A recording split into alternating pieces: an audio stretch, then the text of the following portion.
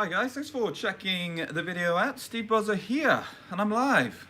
Again, same joke as always. I'm speaking to nobody, but I am live. Coming to you from a place where I'm on my own, talking to nobody. But how good was well, I don't call it's not the US PGA, I've been corrected before. The PGA Champs.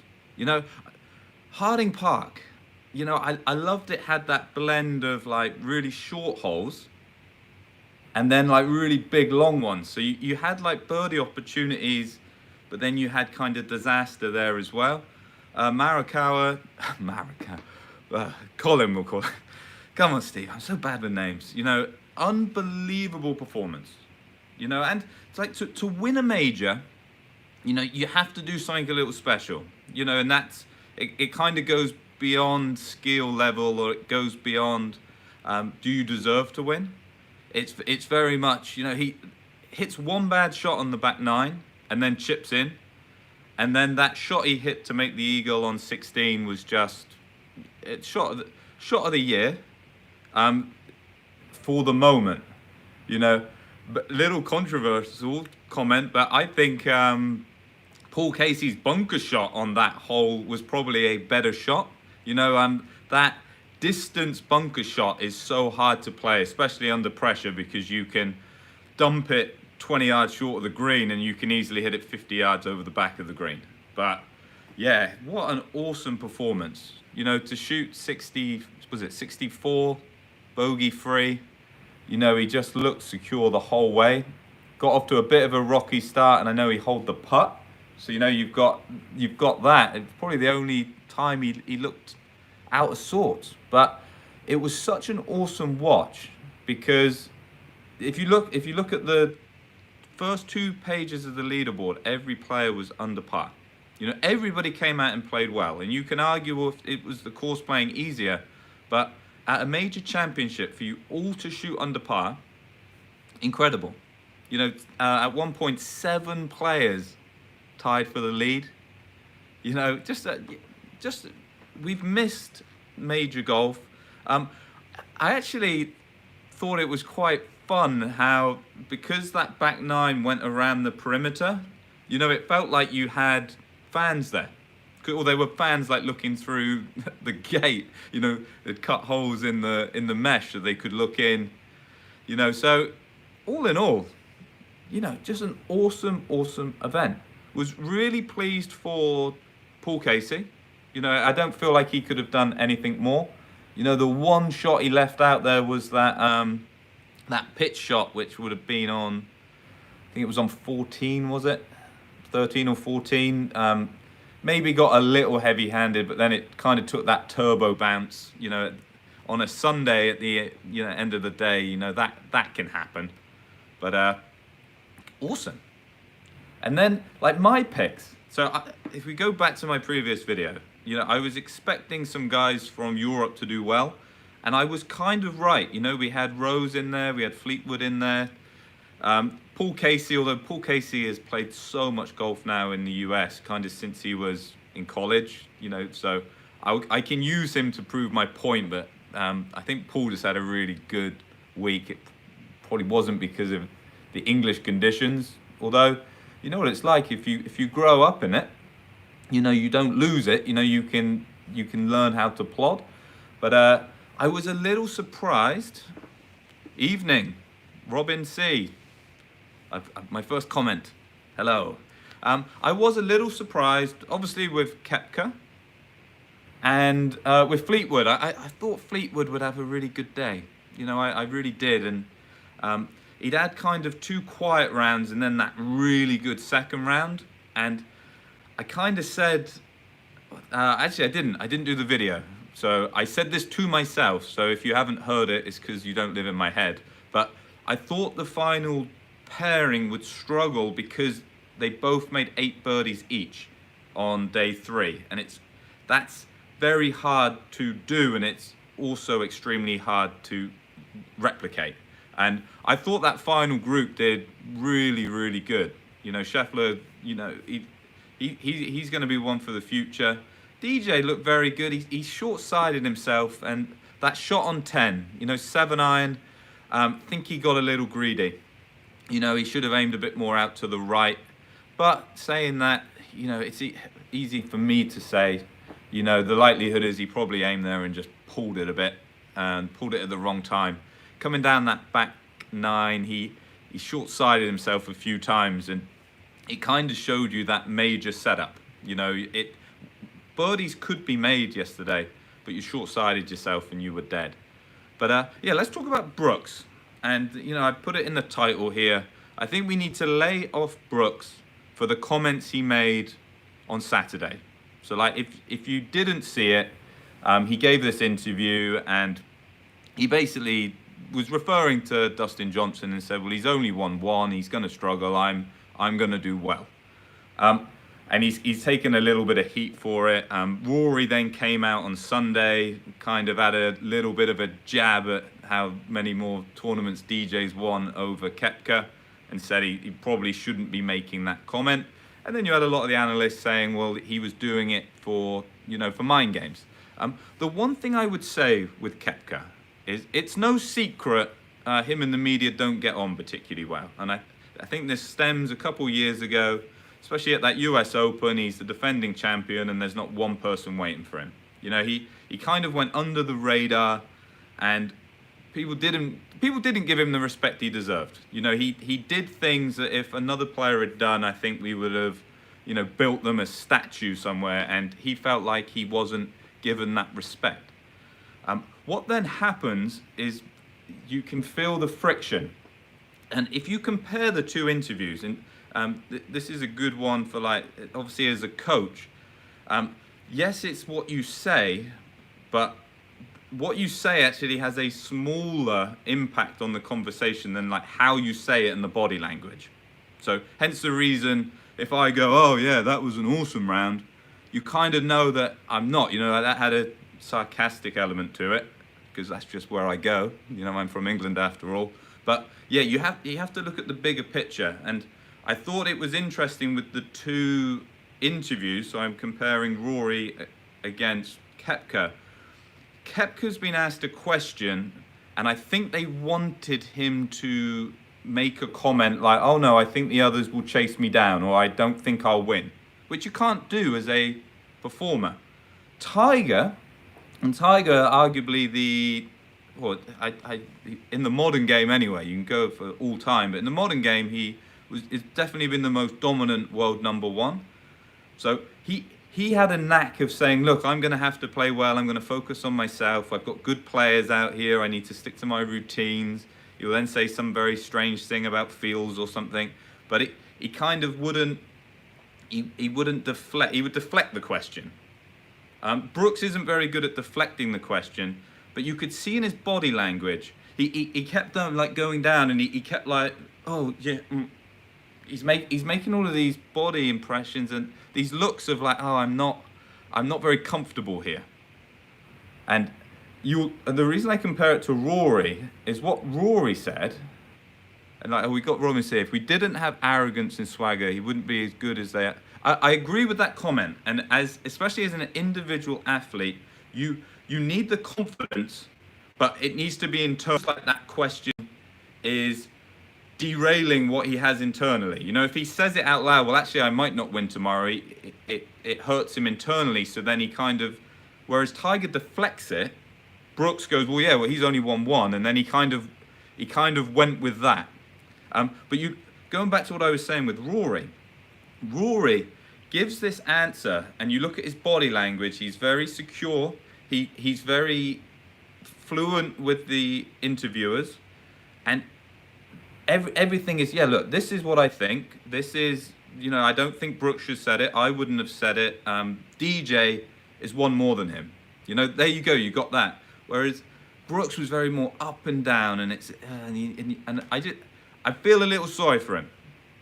You know, and again, people should be talking about how impressive it is that not only did he win back-to-back PGA Champs, back-to-back US Opens, the US Open for the three-peat, he came second and challenged the whole way. You know, Woodland's outstanding performance was the reason he didn't win.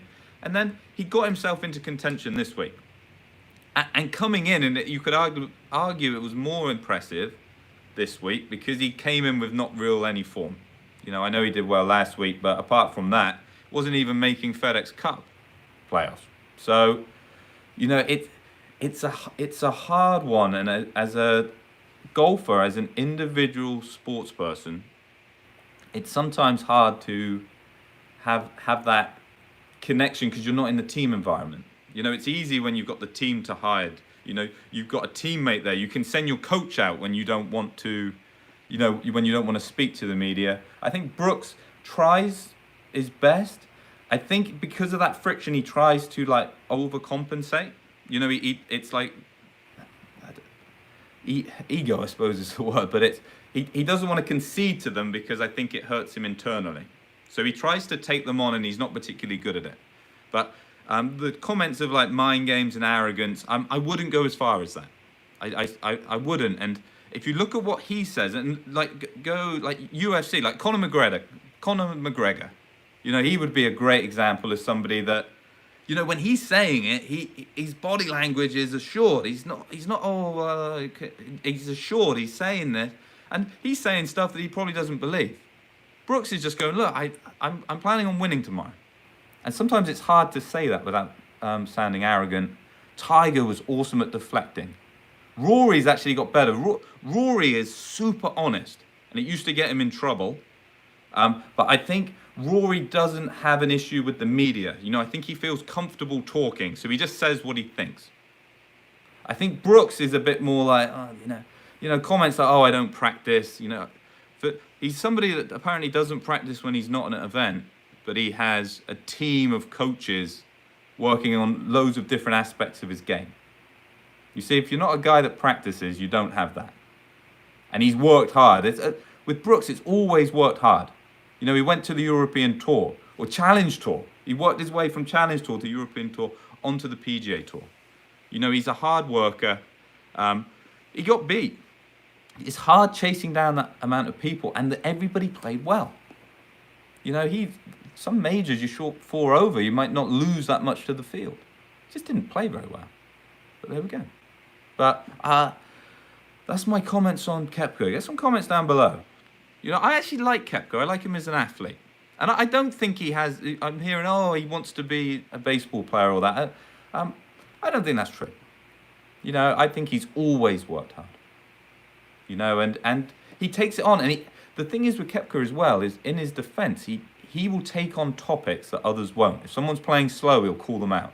If he takes on the topics that a lot of them, it's easier to, you know, like Phil Mickelson. You think Phil Mickelson's loved? If you heard him in the commentary box with Faudo, I thought that was probably the highlight of my weekend, because he was trying to be complimentary to Faudo.